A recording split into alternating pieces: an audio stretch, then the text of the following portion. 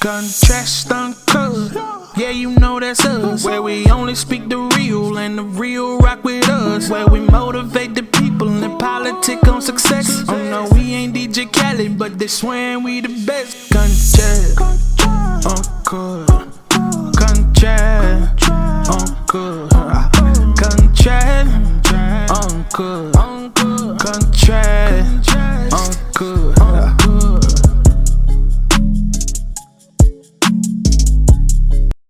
What's happening? It's Contrast Uncut. It's season 4, episode 30. Man, I want to give a big shout outs to Uncle Snoop's Army and Bobby D Presents. I appreciate you, brothers. It's your host, Zylo, aka DJ Juan Dollars, like I won some money.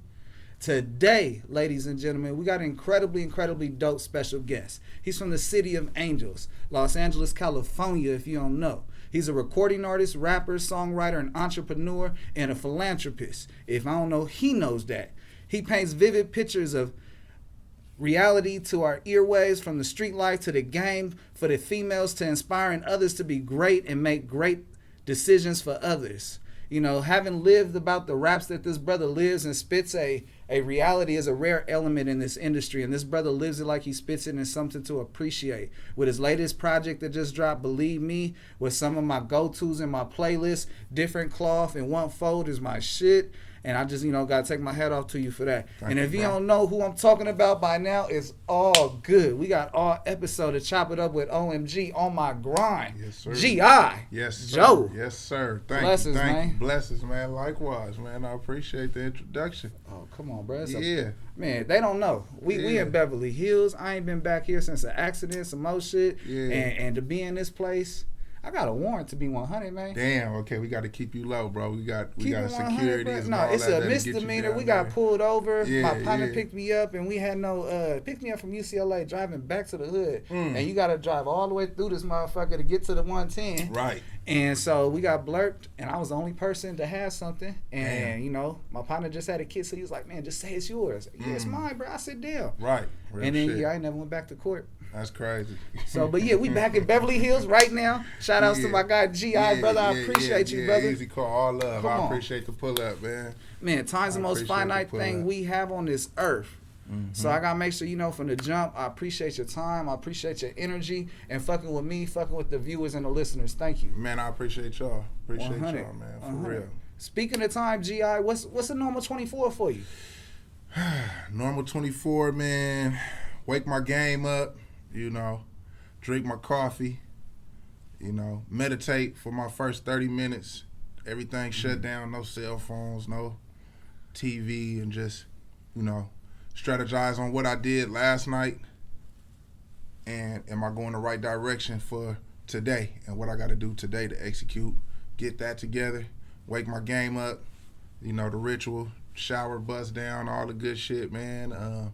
Tap in with my folks, see what the play is for the day, and execute the plan, man. Most of the time, though, just get straight to the studio, bro. I get my game going, hop on that freeway, play when I need to play, and just vibe out and make sure everything is solid and sounding good that I did last night. See what I need to tighten up on, what I might need to change as far as lyrics or melodies, if I'm writing for somebody else, or if I'm writing for self.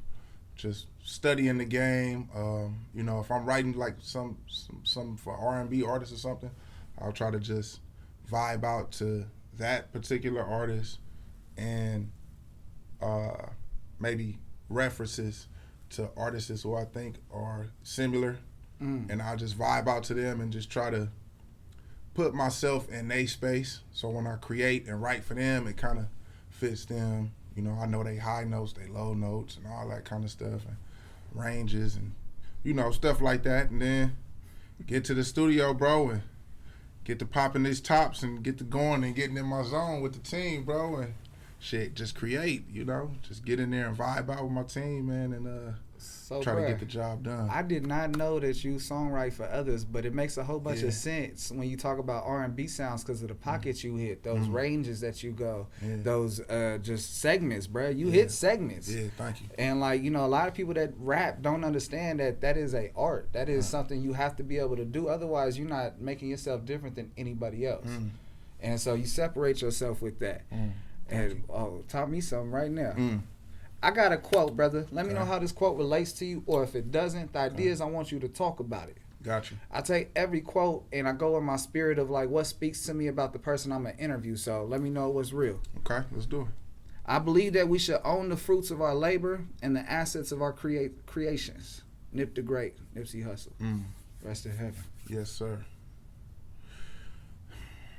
Now, when you asked me about this question, I got lost for a second thinking about my bro. My bad. It's all good. Yeah. See, the quote is, I believe that we should own the fruits of our labor and the assets of our creations. Okay. And you asking me? How does that relate to you? The fruits of our labor, I definitely view that as us waking up on this grind every day and putting in the work every single day. That's the labor. A lot of people get caught up when they step into like certain businesses, that's entrepreneurism. They get caught up in like, they looking for the quick dollar. Like, I need some money right now.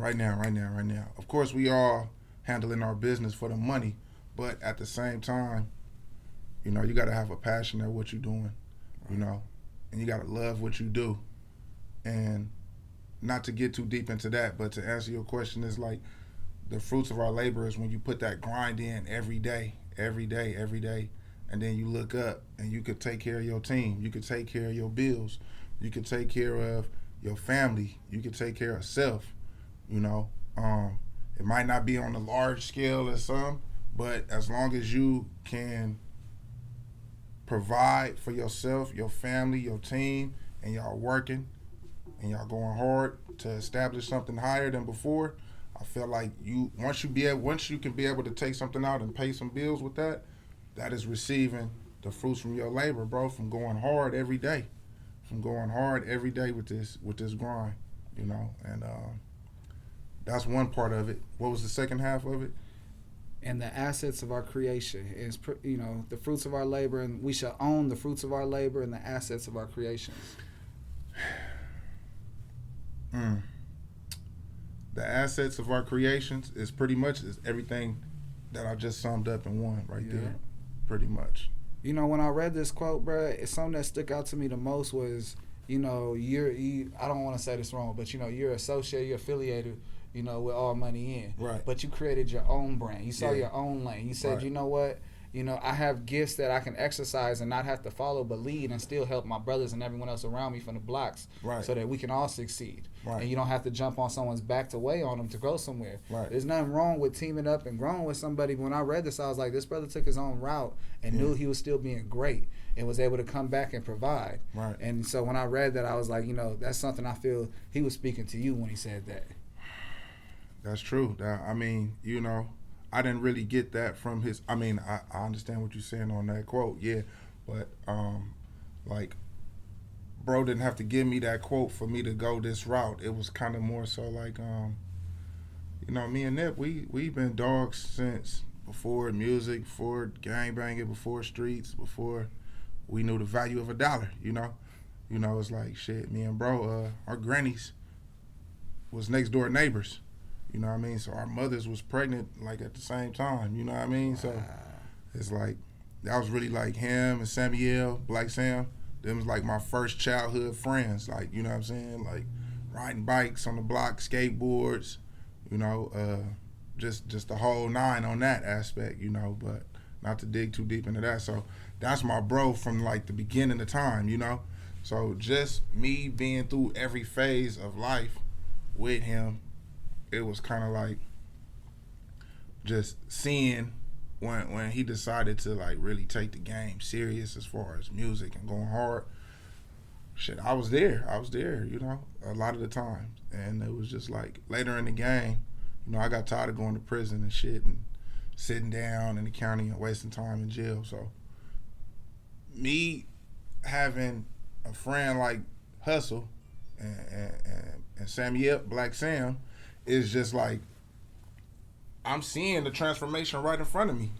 You know, we on the block together, thugging, you know, and my bro made a transition from the block to the stage, and I was there with the whole transitional stage, you know. And it was just like, at the time, I wasn't ready to accept that crossover like that. I wasn't mentally prepared. My bro was ahead of the game. He was sharp. He was ready. Yeah. I wasn't ready. I was still locked in on the block. I wanted to prove a point. I wanted to, you know, hug the Ave. You know, I wanted to be the king of that shit. So, you know, after a while, you know, you kind of hit a window on that shit too. So I'm like, okay, I done did everything out here, you know, to the highest extent that I could do this. Besides going to jail for a very long time or getting killed. So it was like, okay, I know what's left on this. Let me switch routes. You know what I mean? Let me see what else. I seen my bro lay the blueprint out right in front of me. I seen him create the merchandise. I seen him going in labels and with meetings and, you know, the whole grind, the whole elevation. I was there when he was opening up shows for certain people for $500 free, you know, $1,000. I was there. So from me seeing that and seeing to where the world perceives him as now, it was like, okay, shit, man, bro could do it. Shit, we do everything else together. We was on the block hustling the same with the same amount of product. We was doing everything else together in the trenches the same. So I'm like, well, shit, bro doing that shit, I could do it too. It was, you know, it wasn't nothing to it. It wasn't really like, bro didn't really have to verbally give me the knowledge. It was like in front of me for me to see it. It was accessible. It was accessible. Perfect word, you know, and it was just like, okay. Of course, bro said, you know, the boat is open. You know, I could go out there and scream my money in, and, you know, he did open the gateways for me and open the door for me to do that. But I was like, you know, I'm just gonna try my own route, bro. But at the end of the day, I still home team. Everybody all money in. Them was all my brothers, you know. But it was just like, let me own my own route.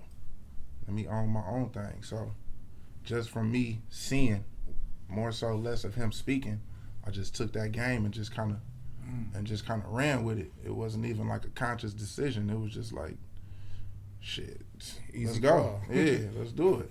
You know, a lot of people, when they're in environments like that and they're witnessing so much greatness, they have to say, you know what, I'm not a fly. I'm a sponge in this situation.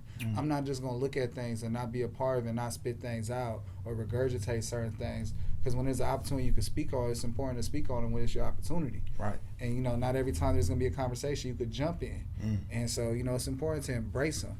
And, you know, I could tell just by that alone that you embrace from the knowledge that was given. You said knowledge is power, and I'm going to use this power as my superpower to go ahead and start unlocking some of these things I can see be done. Right. So talking about the game and the music industry, shit, everything included to this game, because for some people it gets real when it comes to the street and the music game. They go hand in hand. Right. Other people, it's a facade what they see in the streets, and then the music is all they know, and they think that's just the game. Right. And, you know, I ask every guest, did the game choose you or did you choose the game? That's a good question. Now, which game we talking about? We talking about just the whole hand in hand, how it is as a package? Yes, sir. It's kind of hard for me to say because it's like, as a kid, I didn't have to choose this route. You know, I had a stable home.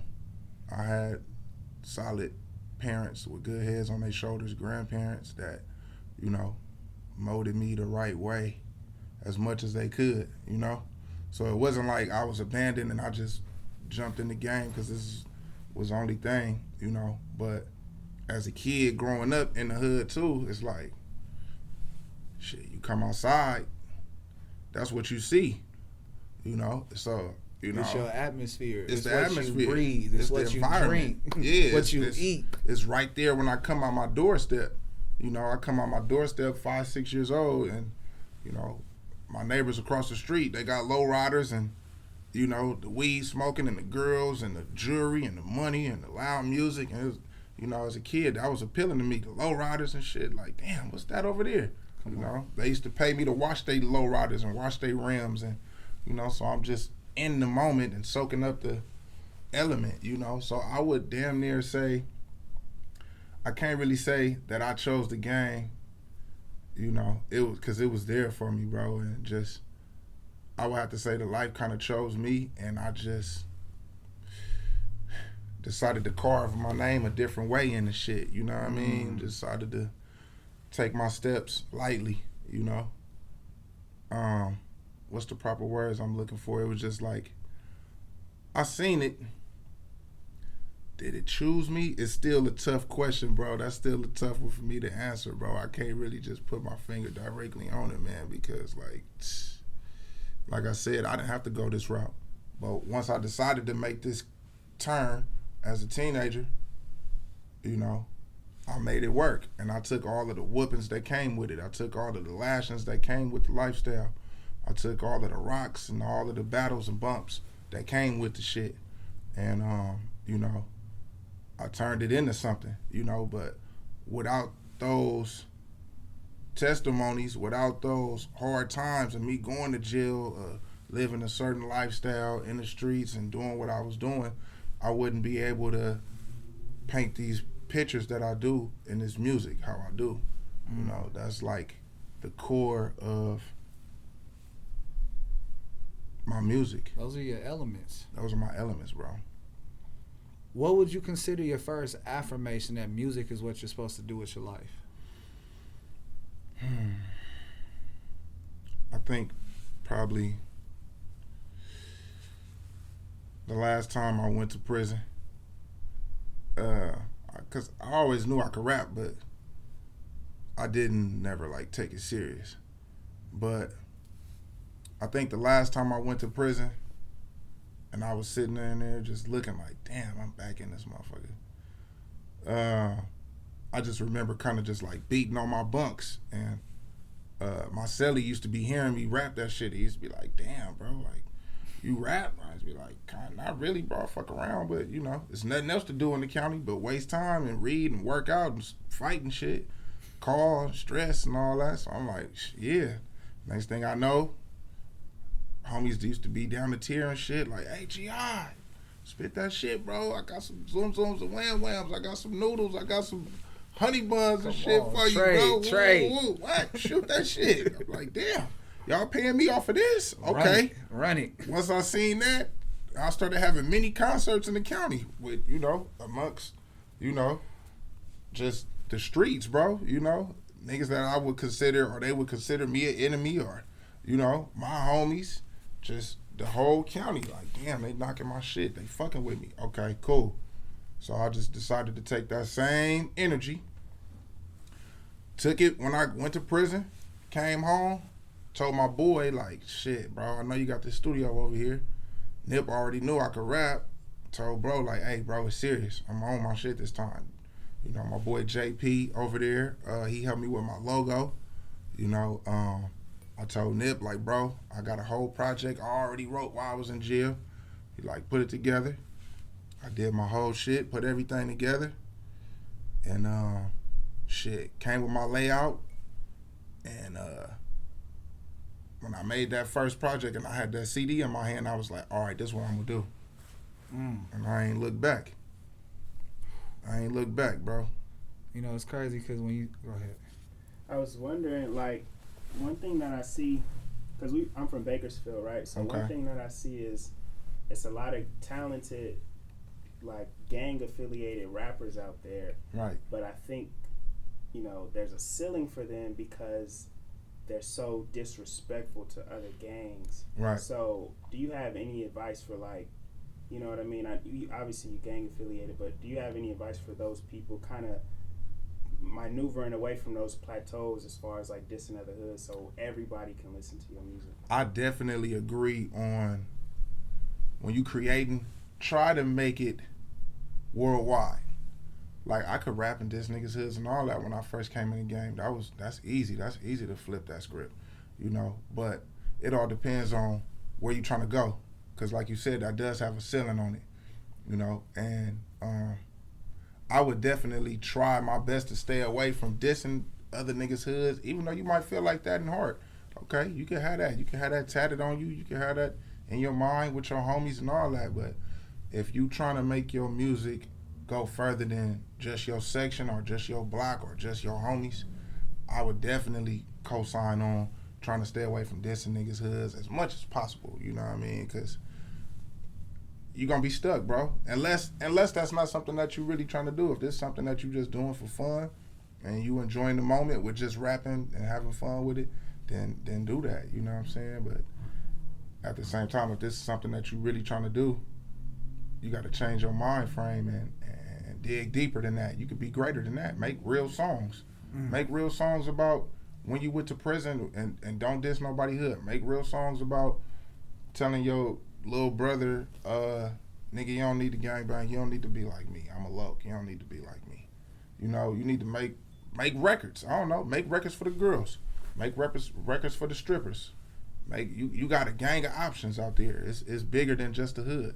You know what I mean? So, but that also comes with growth and you know, experience in life too. So take a little time, but I would definitely vouch and co-sign for saying try to create songs that's bigger than just your hood and fuck these niggas hood and fuck they hood and all that. You know, be greater, because it's in you. If you could put that together like that and make it sound dope, put something else together and make that shit sound dope and put it out there and watch what happens. You know, there's hella people that dig into politics but don't understand the weight of what the politics hold. Right. And so they don't understand, a lot of people with the small-minded, if I'm a this set or this hood, not realizing it puts a ceiling on where you're at and showing your value of what you have. Right. And a lot of the times in this music game, you have to showcase your value, show and prove. Right. It ain't nothing being handed out unless you someone's family member or something down the bloodline where the shit's gonna get handed to you. Other than that, you gotta show and prove. Exactly. And so it's important that people, you know, if you gonna dig into the politics, dig into it the right way, where you don't diss something, but you represent the whole brand the right way. Exactly. Something where everyone could be proud of. Represent where you from. I'm never taking that away. I bang my hood all the time in my records. I usually wear S hats. I don't got one on today. You know, I keep it hood, you know, but at the same time, I try to make music for everybody to listen to. I got niggas from Inglewood, you know, that don't too much really like my section and where I'm from.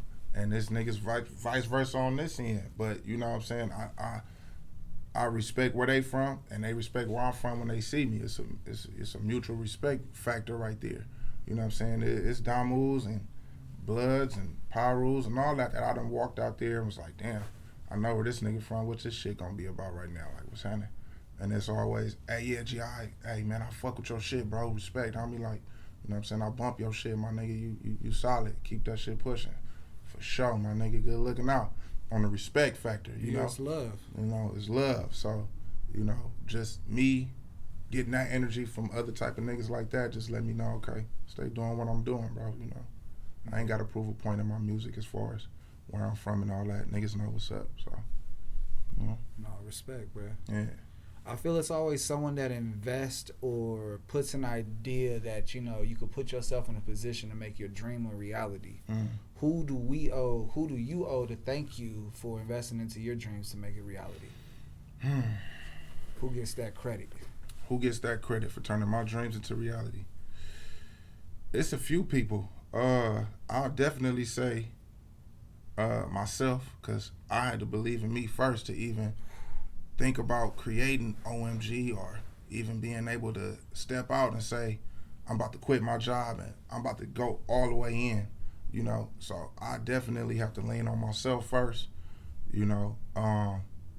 Second, I would definitely give it up for my homeboy Nip, you know, because he one of the first people that was in the game deep at the time that gave me action at opening shows for him, at you know, giving me game about just the music business, the industry, and you know, what to stay away from and things of that nature. Definitely my homeboy Robin Hood, you know, he definitely stepped in and played a big part at me being on this plateau that I'm at right now with my last project, Believe Me, and the next ones to come. The whole 1500 to Nothing camp over there. Of course, my brother Brody Brown, you know, the greatest songwriter slash producer slash artist, you know, coming through the door whooping ass. 80s Baby Entertainment, like I said, 1500 to Nothing. Salute. My mama, you know, the hood. You know, I can keep going, bro, so I'm going to stop right there because I can keep going, bro. My granny, you know, yeah, man. So, you know, manifestation and dreams come to reality when you put the hard work in. You know, you have to walk by faith and not by sight. Right. What can you tell the listeners and the viewers about your manifestations to reality? I believe manifestation is real, bro. Like I remember being a teenager and I just used to like grab the brush or something and be like looking in the mirror like, oh yeah, GI Joe in the building, just fake rapping and shit, seeing the crowd in my head and really bouncing up there and having my pieces on and my niggas and we fresh and in the building and I really seen that happen. I'm like, damn. It took some time and it definitely took some hard work and some grind, but it really came to life and I was like, damn, okay, this shit is real. You know, I didn't really, at that time, I didn't know what I was doing. I was just, you know, just being a kid and just having a dream and seeing something. I didn't really understand the law of attraction or manifestation, but I was unconsciously doing it. And then when I seen it manifest later on in life, it gave me flashbacks from being a young nigga in the mirror. But the whole time in between, like I said, I never knew I never planned to be a rapper or a songwriter, but I always knew I could. You know, I always knew I could rap. I always could put words together easy, you know, put stories together easy. When I used to be a kid, I have to turn in assignments. If it was like about writing some type of story, I could do all of that easily. So it was just like an unconscious thing, you know, but I definitely believe in manifestation, bro. It's definitely real. If you put your mind on it and you close your eyes and you meditate on it and you see yourself in a certain light, it will happen, bro. But it's not gonna happen if you don't work for it. Come on. You can't just close your eyes and be like, oh yeah, I want $1 million. You know what I'm saying? Shit, you gotta have a plan on how you gonna get that amp. You gotta see the whole structure. You gotta envision yourself as really having that $1 million, having it in your bank account, waking up, checking your phone, and there's an M in there. You gotta really take your phone and really look at it and really put the numbers right there on your phone. Like, damn, it's $1 million here. You gotta actually see it. And if you stay grinding, bro, I guarantee you gonna get it. Gonna get it. Manifest it. Facts, bro. Facts. Nah, I catch myself driving through, you know, rich neighborhoods I shouldn't be in, but until I could see how these houses are built, what 5 millions look like in one spot, until you start to see what that look like and know it's real and know it's being touched, you're not gonna understand you could do that. Real talk. And, you know, if you put yourself in an environment where you know, close off that ceiling, the ceiling of complexity, what you're gonna reach is just, you know, that. You're gonna reach nothing. You're gonna reach whatever you put yourself to. And if you don't reach for the stars and land on the moon, you ain't never gonna have a good view. Real talk, bro. I definitely agree on that. And when you say you wasn't supposed to be there, I gotta disagree with you on that, because you was supposed to be there. That's why you was there, so you could see it, so you could envision it and know what you supposed to be doing. That's You know, you was there for a reason, bro, and it's gonna happen. You know, that's why you was there, because you was supposed to be there. Yeah, no, keep it real. You know, when you waste time into something, although it wasn't time wasted, but it's like if you can apply that pressure somewhere else and you got this far, this fast, Right. what would life be like? But then again, you're right. That long route, that going over the long route, take the long way is for a purpose. You walk the streets, you see everything, you see everybody. Everything. Right. Real You know, talk. You get eventually, your mingle. someone gonna give you a ride. Or I'm gonna get there. Don't worry about it. Facts. Mm-hmm. This game, it comes with, like, you know, a roller coaster effect. You got highs and lows, but as soon as you go through a low, it connects you to bring you back to your high. Right. What are some of the highs and lows you're willing to discuss? Some of the highs and lows. That's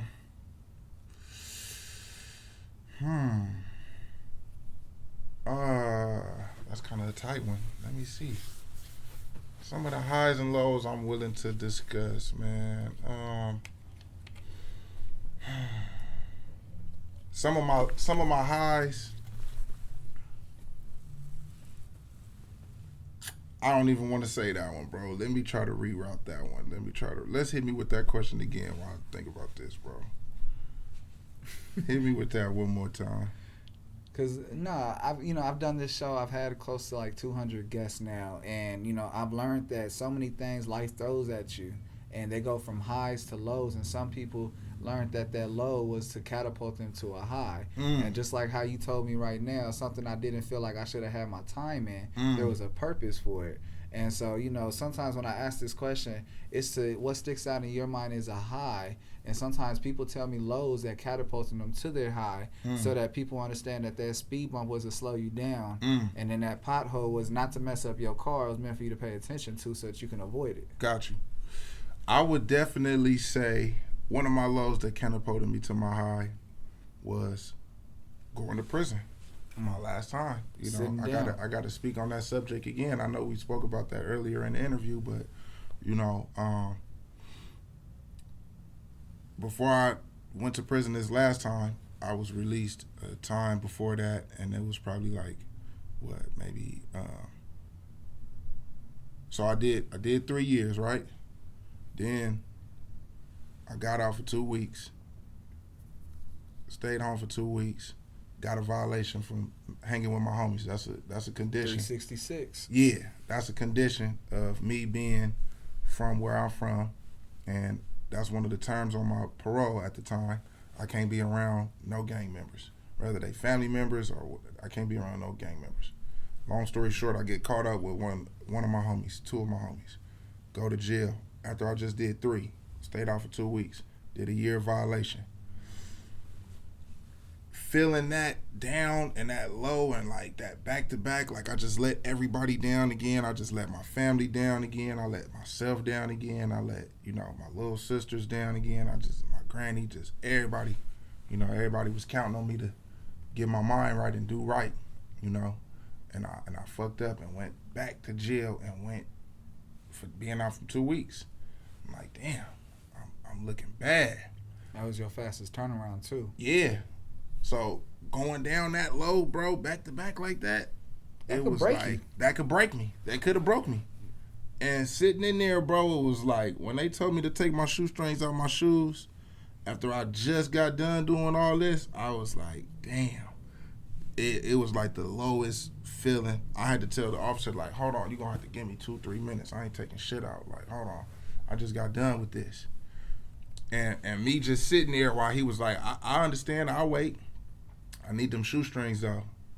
While he telling me that, I'm just like, I'm stressed I'm talking about feeling lowest of the low, bro. And going through that process and having to take my shoestrings out, telling them having me to strip down and, all of this and just violating me and all that, I'm like, damn, I can't keep going through this shit. Like, this ain't me. I'm too fly for this, I got a way bigger purpose than this. I don't know what it is yet, but I'm about to figure it out right now when I go to jail this time. And me sitting in there that whole year, it was nothing but strategizing what I'm about to do to make sure I don't go back up in this motherfucker. And that's when I came up with my first project, OMG, On My Grind, Volume 1. I wrote that up in jail. All them records, them jack beats, I just had those beats in my head because we didn't have no radios in the county. So I just used to beat on the bunks the records that I could copy or manipulate on the bunk bed, and I just write to them. So by the time I came home, I had a whole album of jack beats, So that's how I was able to do a project in 4 days, because I already had them. I already had all the records. It wasn't nothing. So from me being down like that, it catapulted me because the whole time I was in there, I was doing nothing but structuring myself to come out and whoop ass. You know what I'm saying? I already knew what I was about to do. 6 months to the house, I already knew my whole game plan. You know what I'm saying? I'm like, okay, I got a whole strategy. Boom. As soon as I get out, it's on. All I got to do is find a way to put my hands on some of this bread without doing nothing extra out.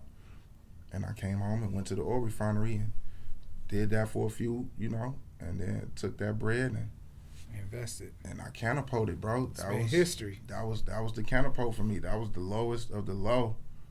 And it shot me up to the stars, bro, with that dream and that game plan.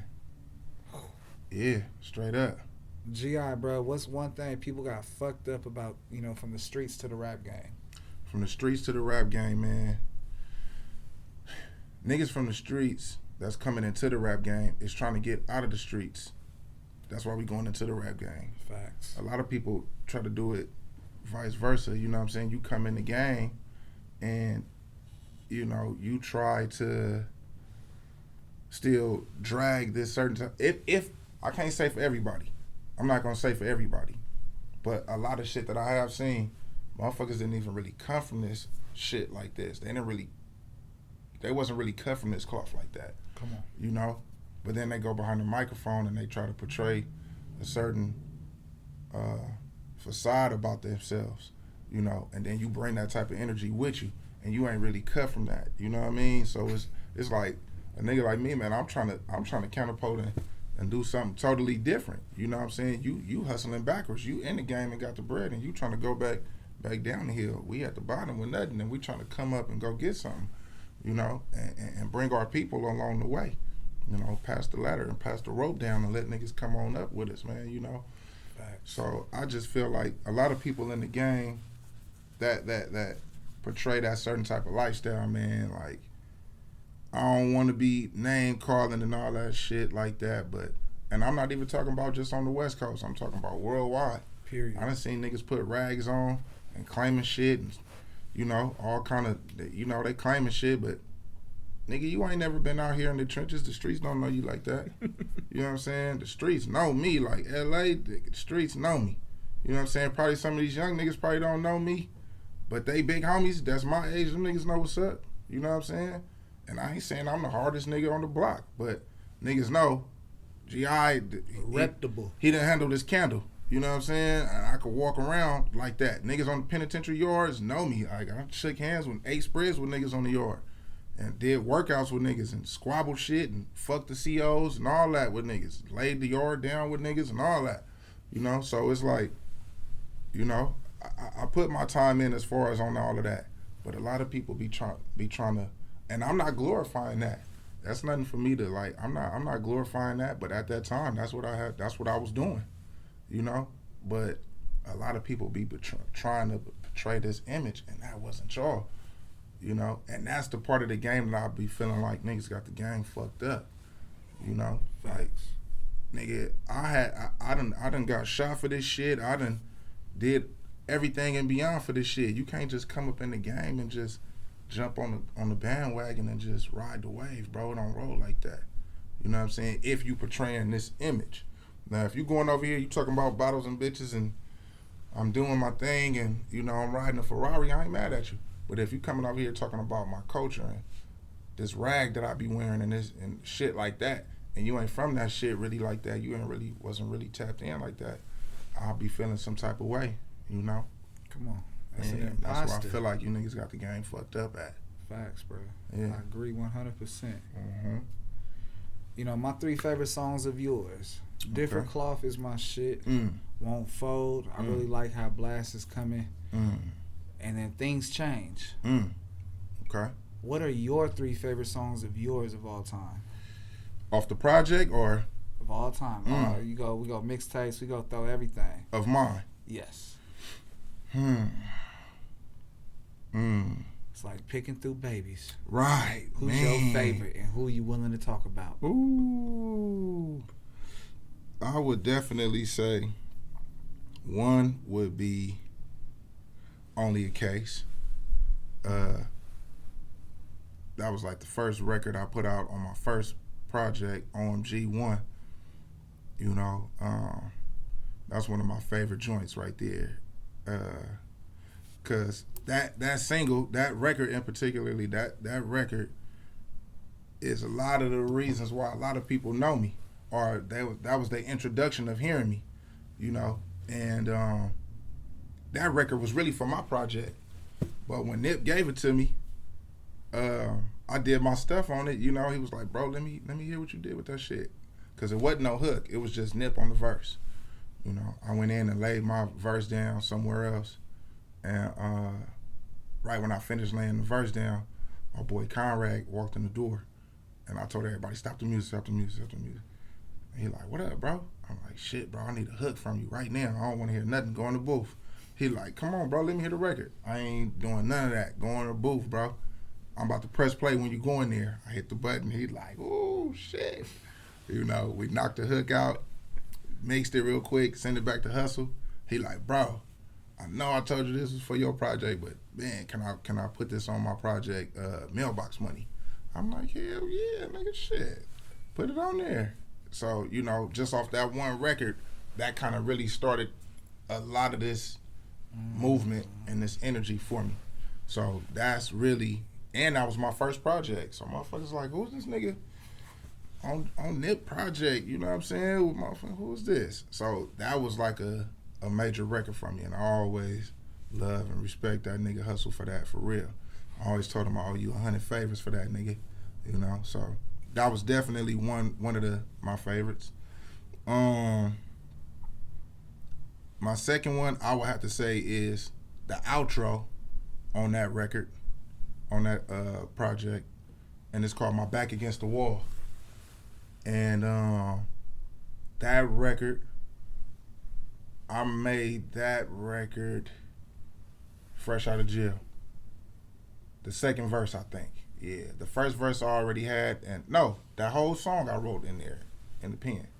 Whole song I wrote in the pen. And it was just,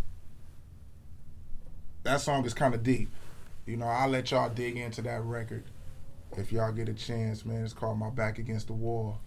And it was just me basically saying my back against the wall. You know, my PO want to lock me up for hanging out with niggas I grew up with. You know, shit, I'm tired of going to jail. You know, it was just me letting my soul cry at the moment. You know what I'm saying? That was definitely one of my favorite records. That's 2. And then 3, I'm gonna have to say the outro for Believe Me. And that song is called What More Can I Say? Featuring my boy Jay Black. And that also was a record dedicated to my homeboy Hussle. It's basically like a tribute to my brother being gone, you know, and me kind of writing a letter to my nigga, you know what I'm saying, talking to him on the pen and pad. And actually the record was called My Letter to Nip. But before I put the record out, I already had it, but before I put the record out, Roddy Ricch and Meek Mill, I think they dropped a record called My Letter to Nip. Yep. So I ended up scratching the name and just changed it to What More Can I Say? But yeah, that record right there was kind of sentimental to me right there, man. You know, it was basically like a goodbye letter, or I'll holler at you later letter, you know. So I think them right there are my top 3 right there, because they all have some type of substance and value to them. You know what I mean? I came to LA at one night and I heard DJ Charisma on the radio. She played What More Can I Say? Oh, damn. That's big. And so when I heard that, that was like pretty much my first introduction. Like, okay, there's more to this than I'm understanding. Yeah. And so, and I dug and I fell in love with some big records of yours. Yeah, hell and, yeah. You know, it's just the passion. And also when you come from something, you see something, you want to see some more of it. You want to hear more of it so that you can relate and you can elevate along with it. Because a lot of the reason why I do my show is that we all come from the gutter, and, you know, we keep on having that person that don't break the cycle. If all 5 of us broke, we're going to continue to be broke. Straight up. Until someone breaks that cycle. And, you know, it creates a freight of success. You know, you go ahead and, you know, we haven't got nothing. We get sat down, try to jump to something else, from a lick to whatever you can politic and get your money back and tenfold and grow. You know, that point you think makes sense, versus you keep on going into moments of like, why isn't this working? And, you know, you got to look at yourself. Okay, what I got to do to elevate? Something that you keep on saying throughout everything is that self. You can't help nobody if you can't help yourself. Real talk. and you make sure that you give credit to yourself because you got yourself out of this to help everybody else. Yeah. And then there's other people that were influenced upon you, and you were influenced upon them. Right. And then this growth is just, it's a wildfire that, in California it's a problem, but in our terms, it's a beautiful thing to see us all glow up right now. That's deep, bro. That's deep, man. I'm thankful to be here, bro. Shit, man, I've been grinding for a while, and this shit ain't nowhere near over with, but OMG. OMG, bro. We gonna keep this shit going. We gonna keep the marathon continuing, man. Facts. In memory of my brother. I'm gonna always press him and rep him like his brand was mine. You know what I mean? And shit, he was doing the same for me. So, man, I'm just thankful to be here, bro, and I'm happy y'all gave me the opportunity to be on the show, man. Blessings to all of y'all. I appreciate it, man. Straight up. I just had a question about the song with Blast. Okay. He blowing up everywhere. Yeah. How did that collab come together? That collaboration kind of came amongst, I rock with his brother, Vic, his manager, Vic, man. I was walking through the studio halls one day at Record Plant. I had a session in the front doing some songwriting for somebody, and I was actually going to the back to use the bathroom real quick. So walking down the halls, and I seen his brother. He's like, "GI, what up, bro?" I'm like, "What's up, man?" Because I just seen him at a party like the night before. I'm like, "Man, we gonna lock in." My little brother Blast, he getting off. I'm like, "All right, I'm gonna check his files." Tapped in with him. I'm like, "Oh yeah, he getting off, bro." So when I seen him at the studio a few nights later, I'm like, "Damn." I'm like, "What up, bro?" He like, "My little brother in there right now cooking. Listen, what you doing?" I'm like, I got a writing session, but shit, I can go in here and press play, you know what I'm saying, see what's going on. I stepped in the lab with Vic and Blast, and bro was just so happened to start that beat off. So when I came through, he like, we did the introduction and all that good shit, and bro finished creating the beat right there. Asked me was I fucking with it. I'm like, hell yeah, that shit hot. And shit, he laid the hook right there. Laid the hook down right there. Sitting in his chair, boom. Laid that hook. I'm like, oh yeah, he getting off. I'm like, bro, I need that, bro. I'm feeling the energy, bro. He like, good looking, GI, whoa, whoa. Took that bitch. Shit, told them to extend that mic. You know what I'm saying? I'm a little taller than bro. Shit. And I went up there and squabbled that first verse. Down. Like I said, I had a writing session down the hall, so I didn't want to be disrespectful and be gone too long.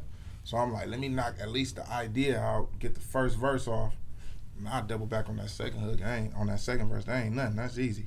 As long as we got the meat and potatoes. Right. And shit, we locked in right there, and I went back to my session and let bro go back to his. And knocked the record out a little later, a few weeks later or some shit like that. And yeah, man, we ended up getting that joint done.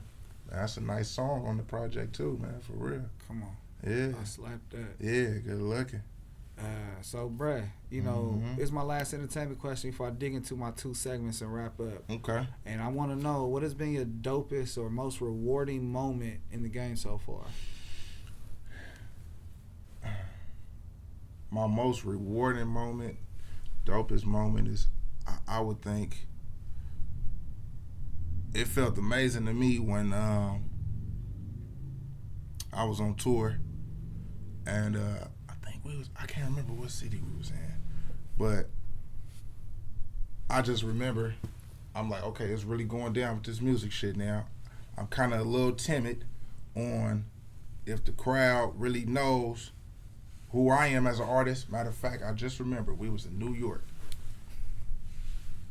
YG and Nip concert. Mustard was the DJ. Yo Gotti was there. Who else was performing? Troy Ave. When he had that single, "It's All About the Motherfucking Money." That's when that joint was cracking. And I'm opening up for this situation. I don't know if nobody know me like that in New York, you know what I'm saying? And I'm from the West, so I got all this shit going through my mind. I'm like, oh, damn, ooh, they here to see YG and Hustle and Mustard. They don't give a fuck about no GI Joe. Like, and I remember grabbing that mic and just saying, nigga, I'm about to go out here and thug this shit out. And how my playlist went, it was like I would do all my other records and I'd save only a case for last because then Hustle about to come out. So I remember just having my one line and I was like, I know they fucking with that. I know they fucking with that. And the DJ stopped the music and they was like, I'm still screaming out OMG, I know they fucking with that. I was like, all right, it's cracking. It's cracking. So that was like a highlight moment to me right there. I'm like, okay, cool. Come on, that's 3,000 miles. Yeah. I was like, okay, we on to something.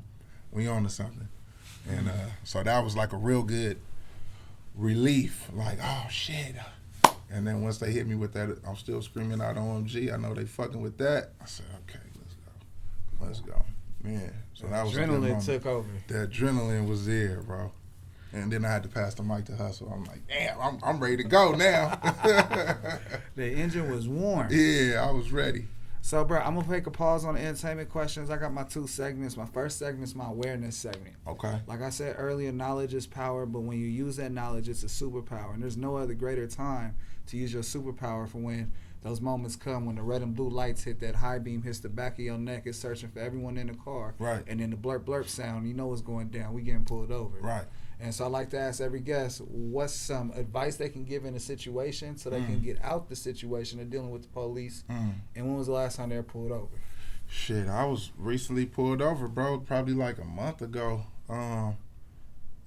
Taking a little trip real quick. I was coming back from Vegas. And usually I fly because I don't like to do that 3-4 hour drive. But I ended up driving back with the homies or whatever. And, we got the little 42. So it was a 42 in the car and shit. And my homeboy, he was on parole.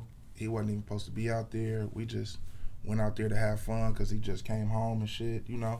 He had a good time, did his little casino thing. It was cool. On the way back, though, I guess the police said we was speeding. Pulled us over. It's like 3 in the morning. They blurp us up. They come to the window. My homeboy girl driving and shit, so they kind of like pressing her a little bit. License, registration, all the regular questions. They roll the back window down because it's tinted. I do have an empty cup. It was 42 in there, you know what I'm saying? But I do got an open container bottle in here, so I'm like, shit, let me just play it cool, cause my nigga on parole and shit. He ain't even supposed to be out here.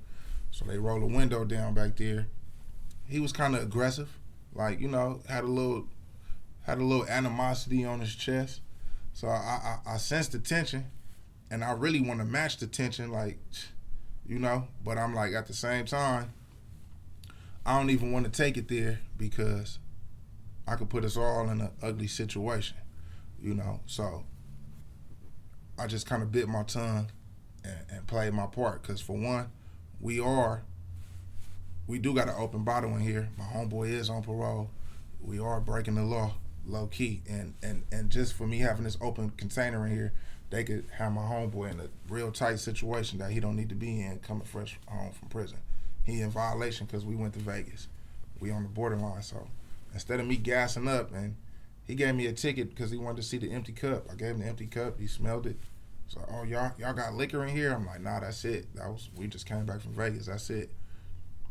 I could have pressed the line for him giving me a ticket for an empty container because it's nothing in this cup. You know what I'm saying? There's nothing in here. You just smelling the alcohol on the cup. You don't have proof that I got an open container in here. Right. You know what I'm saying? You haven't seen an open container. But instead of me pressing my line saying, I ain't signing this ticket, fuck that, because now I'm about to put the whole car in jeopardy. You know what I mean? So instead of me doing that, I'm just like, all right, yeah, just give me the ticket. I just took the little $300 ticket.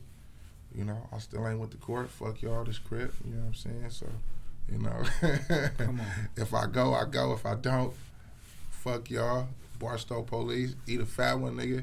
You know what I mean? Straight up. And fuck y'all mamas. You know what I'm saying? And I got that ticket, bro. But no, all jokes aside, like, I could have took that situation and made it, like, deeper than what it was. Right. But it's best to just kick back. Let them do their job. You know what I'm saying? Let them do their job. That little $300 ticket ain't gonna make me or break me, bro. You know what I'm saying? I'd rather take that $300 ticket than trying to fight it, and then they come in here, they find a bottle of 42, my homeboy on parole, he ain't even supposed to be in Vegas, that's a double violation. Now he got to go sit back down in the county and go through all of this dramatic, stressful situation. They might tow the car, impound the car, we stuck on the side of the road. When I could have just shut my mouth and took that $300 ticket. So sometimes you got to play it smart. It ain't all about your ego. Sometimes you got to just kick back. You know you a man. I know I could whoop his ass if he put that blower down. You know what I'm saying? And if he wanted to shoot it out, nigga, I could get you. You know what I'm saying? But it ain't about that. We gonna put the egos down, and I'm gonna let you do your job. Give me this ticket. Let my people be. Let's go home safe to our families. Get through it. Nah, bro, I appreciate you giving the testimony, because a lot of people make that split decision and don't understand what all it affects. Yeah. Just because you want to snap because you felt some type of way, or you felt your personality was disrespected, you know, you have to make a choice. You know, what is this going to cost me? Right. And $300 ain't shit compared to all the other variables that go along on the domino effect when that domino falls. Right, exactly. Straight up. You got to play it smart sometimes. Use your head, man. Let them, especially if you know, like me, I knew I was in the wrong, because technically I'm not supposed to have a bottle of open 42 in the car on the highway. So even though I'm not driving, I'm in the back seat, but still, I'm not supposed to have an open bottle of tequila in the car. So when you're in the wrong, let them do their thing, man. It might work out better for you. Facts. Facts. Come on. What they don't see, they don't know. Exactly. Trust me, they ain't going to figure it out unless you give them something to figure out. Exactly. I got my next segment. It's a little bit lighter on the mind, but it makes you think, and it's somewhat fun. It depends on how you look at the glass. You understand me? Okay. So it's called Impulse Q&A. I got 3 questions I want you to answer. You don't like the question, I'll give you another one to answer. Gotcha. Are you ready? I'm ready. You want champagne or something? I got it on ice. No. We good. We Okay, good. I let's do appreciate it. the hospitality. This brother has been giving us amazing hospitality. He said, I'm running a little late. Y'all can go to the bar and put it on the room. Yeah, that's straight up. I ain't never been told that. That's a Straight blessing. up, bro. But y'all know we ain't getting nothing. Yeah. We had champagne when we got in this motherfucker. We ain't go over there trying to do nothing. Straight up. They was already like, you need a room number just to get in the building. Like, oh, shit. Beverly Hills for that ass. Yeah. Question number 1. Okay, let's get it. What is the funniest thing you seen happen in real life? Whoo. Funniest, damn. Funniest thing I've seen happen in real life. Damn. Okay. Let's come back to him. Let's come back to him, because I got some shit, bro. I don't know, bro. That's too intense for me off the top. I don't know. Oh, shit. Let me come back to him. Damn. What is one thing, question number 2, because we're going to go back to question number 1. Yeah. What is one thing you love but you wish you hate?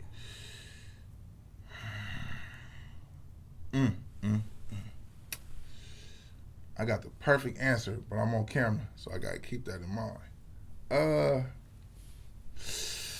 One thing I love but I hate. Ooh, you got some intense questions. You done have some intense questions, bro, but these is the toughest. Like they say in basketball, bro, the easiest shots is the toughest shots. Damn. One thing I love but I hate. Fried food. Let's go with that. Let's go. Let's go with fried food, man. All right.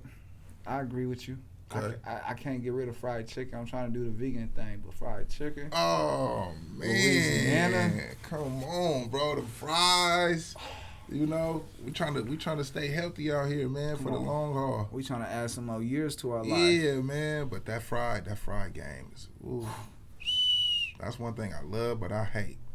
Question number 3. Okay. What is something you do daily that you wish was automatically done, automated? Driving. I wish it was automatically just done, and just all I got to do is just get in the car and just, maybe I need to hire a driver. That's how I get rid of that right there. Just wish I had something that could just take me from here to the studio, back to the studio without having to get in that LA traffic, bro, on that 101 freeway. Come on. It's vicious. You ain't lying, shit. All the freeways is vicious out here. Yeah. See, my whole theory on this whole like traffic shit is like, imagine a whole bunch of kids walking into like the other side of the yard and then now put them on a rope and have them grab the rope at the same time. Damn. Someone drops something, everybody finna stop. Everybody. You remove that rope, everybody finna go there fast as hell. 2 minutes. Hell yeah. But now everybody on a rope in this motherfucker. That's crazy. Now I'm gonna triple back to question number 1. Uh-oh. What is the funniest thing you seen in real life? I mean, I could break it down and say, what's the funniest thing you seen happen in the studio? I would probably say when my homeboy Newport, he had a comedy battle with what's this dude named Cat Williams. When Cat Williams was the guy, you know what I'm saying? My boy went hard and dug in on his ass, man, and he a funny motherfucker, bro. He made it happen, you know. I thought he was gonna chew my boy out, but he stood tall and he squabbled back. Shout out my boy Newport, boy, neighborhood. Yeah. So GI, brother, you survived my awareness segment. You survived my impulse Q&A as a reward. Okay. Actually, before you get your reward, this brother the producer wants to hit you with another question. I got one more before we start to close it down. Hit me with it. Not to get into your pockets or nothing, but how have you been able to survive during this quarantine as far as a musician? I know shows are shut down and stuff like that. How have you been able to keep things going? Just opening up different revenues as far as outlets, as far as I got merchandise, clothing. It's on the website GIJoeOnMyGrind.com. I got all the apparel. Still sell physical copies, CDs, USB tapes. I created the USB tapes. I wish I had one so I could get y'all. Basically, really just sticking to the script, selling merchandise, and doing what I do, creating music. A lot of people still reach out for features, and a lot of artists still reach out for me for helping them write on their albums and stuff like that, completing their projects. And prior work that I already done got laid out, still blessed to have revenue coming from old projects. So really just laying hard on my grind, bro, and believing in being an entrepreneur is what's keeping me afloat, bro. Nothing more, nothing less, bro, and just sticking to my script on my grind every day. It's tough, but I be like, I'm gonna make a way, some kind of way. I'm gonna figure it out. I think sometimes I work better under pressure, and shit, that's what we do, bro. No matter what's going on, bro, you got to stay on your grind. You got to stay on it, So I think sticking to my script, bro, was what's gonna help me out through this pandemic, bro. Straight up. Straight up, man. So yeah, basically I was saying to as a reward, let's promote. But we had all of that out there. Anything, it's your platform right now. If you want to shout out anybody, if you want to, anybody to run up something, right now is the time to do it. Oh man, shit, man. I'm gonna give a shout out to. I already gave a shout out to my team already, man. 80s baby, OMG, 1500. My All Money In squad. The hood, my family. Shit, I love y'all, Definitely give a shout out to y'all. I appreciate y'all coming to rock with me. The supporters too. Appreciate y'all. And we gonna stay grinding, bro. Get ready for this next project, man. I hope y'all on the marathon with us, man. TMC, OMG, RSC, 60th Street, man. We out here going up. Come on. Straight like that. Come on. That's all I got. For the touchdown. If you notice, my show is different. It's unique. I got segments because they say I got to have segments. I'm like, how do I keep all that same energy and close out? Right. The viewers knows it's coming. I'm going to hit you with it. Okay. You got any questions for me? Let's see, bro. So what motivated you and inspired you to even tap into this field right here? One, you recognize things are getting put out there is not being portrayed the right way. You recognize there's a void in the game, and how do you fill in the void? Okay. And so I recognized with interviews and with, you know, documentaries, they wasn't giving people their flowers. They was taking more notice of what people was doing with other people versus giving the person in front of them their flowers. And, you know, people telling me, no, I can't join this, or no, I can't get a job here, radio station, podcast, whatnot.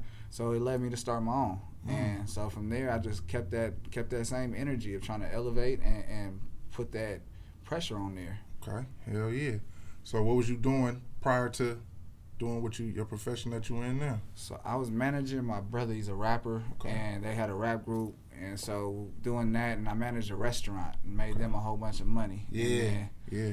I realized that I wasn't making no money. They was buying houses and cars and buying other properties, and I was like, oh, okay, I got something working that's working for me that they're benefiting from. I got to remove me from there and figure out how to apply that for myself. So how long you been on this campaign right here? Shoot, December of 2019, bruh. I quit my job in June of 2019. Okay. Got into an argument with the owner. I had some Mexican gang members come in there and got drunk. I had to kick them out. It's a family environment. And then they started threatening me. So I started going to go to work with my gun and shit. And like it came to a point of, I for sure ain't finna get nothing on me at this spot. Right. And, you know, if something happens, it's going to be on camera. It's self-defense. They done came in here. And then I get into an argument with the owner. I quit. So my wife was like, I'm about to quit. I don't know what we going to do, but I'm about to quit. And she was for it. She stood in. And so I drove home. My mother-in-law was there. I'll never forget it. She said it's the best thing that ever happened to you. Damn. Straight up. Shout out to that, man. And yeah, bro, history. Go to the BET Awards after that. Go to the after party. And like there was a moment where people asked me what I did, and I didn't know what I did at that point because I didn't feel I was successful. We got deals, we did tours and shit, but that wasn't nothing. Like when you understand how much money's in the game and you're not touching that, you're not doing anything substantial. To be honest, like you know, everything's about numbers in this game.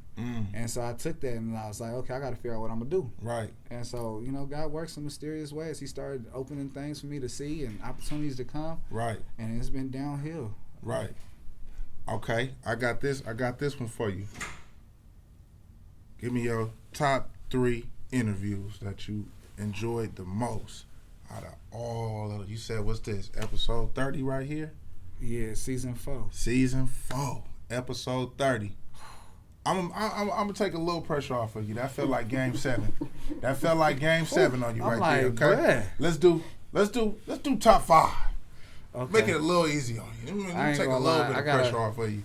Let me take a little pressure off of you. Let's break it down to 5, bro. You know, don't forget. All right, so number one would have to be Bobby D. Okay. I interviewed Bobby D. I had no one to present my show. I was just like everybody else trying to jump in the field. Okay. And bruh said, you know what, you're organic, you psychedelic. I'm gonna fuck with you. I'm gonna give you an opportunity. I don't know what you need, but let me know what you need. Now you present all these concerts, Lovers and Friends, How the West Was Won. You doing Snoops concerts, Snoops tours. Present my show. Right. You present the biggest things. Present my show. Right. And from there, he did. He signed me, gave me an opportunity. Damn, dope. And so that's number 1. Okay. Number 2. My guy Mars. Okay, hell yeah. Shout out to my guy Mars, man, for sure. Bruh, he gave so many gems on that interview, and he started off with his daughter. Just, you know, she was in his arms and in the studio, and that was something to showcase. You know, I'm doing all these things. I've worked with Jay-Z. I've worked with Chris Brown. I've worked with all these major people. Right. But you know what? The main thing that cares most to me is being dad. Right. And that's something I take pride in. And, you know, providing. I got to see someone that I look up to in all these different elements of music. And he was able to showcase, you know, from the beginning, this is what matters to me. Right. And then he gave me my outro to my show. Right. Dope, so, elements. Okay, hell yeah. Shout out to Mars, man. Let me see. Okay, that's 2.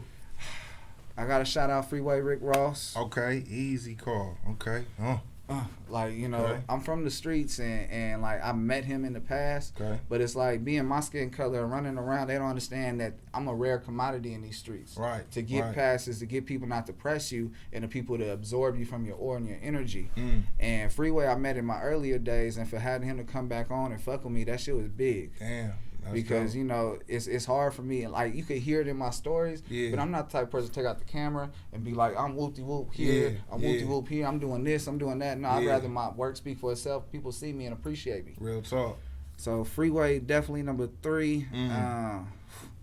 Man, you got me really fucking Ooh, thinking. it's tight. It's tight on him. It's tight. I got on to him, shout y'all. out Until Freedom. Okay. I have my son, the co-founders, my son and Angelo Pinto. Okay. Until Freedom, they're battling for Breonna Taylor in Kentucky. Okay. You know, they're putting out the knowledge that, you know, this is what you do in the situation. And they're fighting against, you know, social injustice. And they're at the roots of it. They've been to jail 4, 5, 7 times without this whole thing.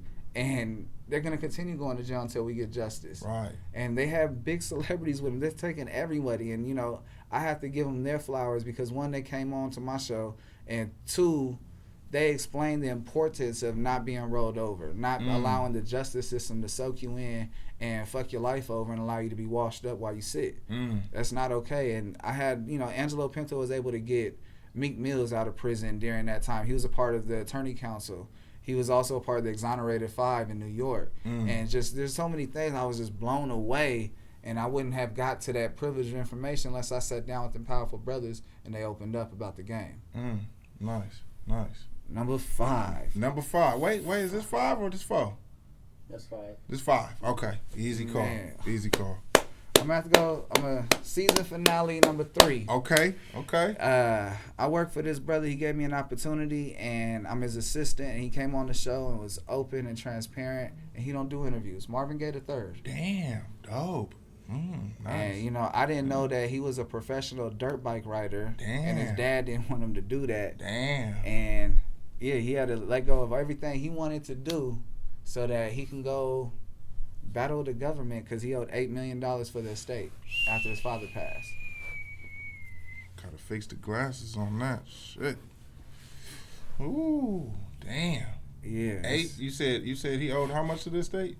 Marvin Gaye. See, people don't know that, you know, in the 70s, the black culture didn't want to pay for taxes. Like, Right. why are we paying y'all and y'all not giving us no representation? Right. And, you know, the whole taxes is, you know, you can't be taxed without representation. Right. And so it's like, well, you ain't representing shit we doing. So Marvin Gaye removed himself from America and took him to the UK. Right. And so he was making $50 million doing 100 shows across the world. Right.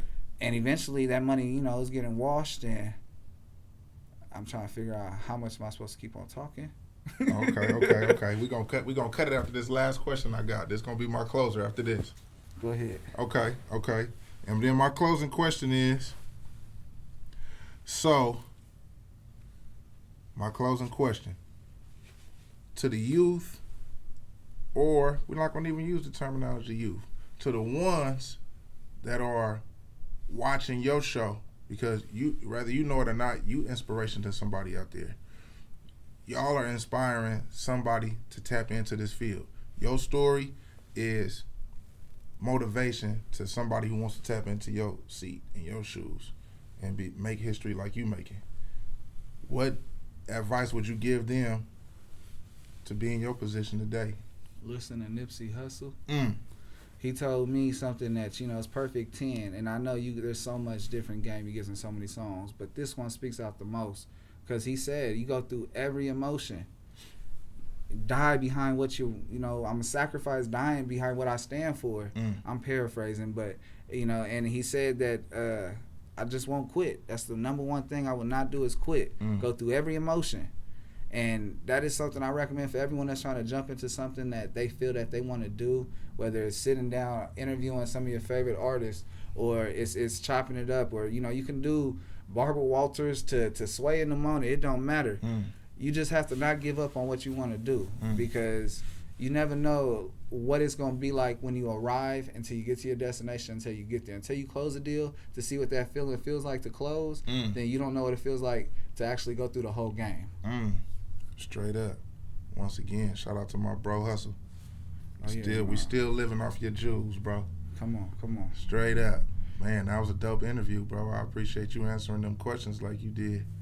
Shout out to like my brother. Prepared. Sound like you was prepared, bro. You was ready for me. Oh, yeah, come on. You was ready for me with them answers, bro. I was trying to make it tight on you, you know what I'm saying? But you. Oh, yeah, no, I was do ready, this, bro. You I know do what I'm this. He Bruh. was definitely ready, Appreciate bro. you, Hell man. yeah, appreciate y'all, man. For On sure. that note, it's Contrast Cut. It's season 4, episode 30. Man, big shout outs to Uncle Snoop's Army and Bobby D Presents. I appreciate you, brothers. I wouldn't be able to do incredibly dope shit like interview GI Joe, everybody. Hey, and, you man. know, drop some gems along the way. This brother had diamonds going like they was for rent, and he owns these motherfuckers. He might be leasing them for this interview right now just for y'all to get it, but you got to enjoy the moment of fucking with the moment. Man, like I said, we in Beverly Hills. I ain't gonna name nothing else other than that because this brother's giving us incredible hospitality. And if you can ever get yourself around this brother, make sure you pay the price because it's worth every coin. Hey, all blessings and appreciation, man. Hell yeah, man. Like I said 100 times, I thank y'all for blessing me to giving me a shot at this interview, man. And let's keep we've been it working going, on man. it, bro. Let's keep it going. We've been Let's keep working on it. Yeah. What's happening with it, y'all? It's your boy GI Joe OMG, and you tuned in to Contrast Uncut. Shout out Bobby D, my big homeboy Uncle Snoop. You know what's happening? We in the building. OMG.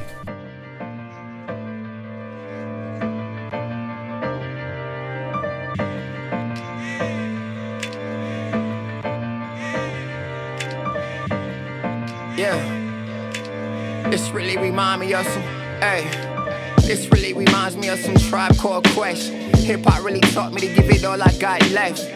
Wu-Tang taught us how to beat the projects and tell my story over beats and it could be a project. Look how it all begun, bum skibbity bum, yeah. Grew up on that Nas, on that L, on that pun. Old soul when I was young, crisscross make them jump. Battle rapping for respect, my nigga, this ain't what you want. Can I kick it when I'm rhyming? Be a legend through Ebonics, was a sticker boy. Felt like sticky fingers played at Onyx. Can I live track 8? Feel like Jigga 96, without a reasonable doubt the album turned me into this. Shit we always had.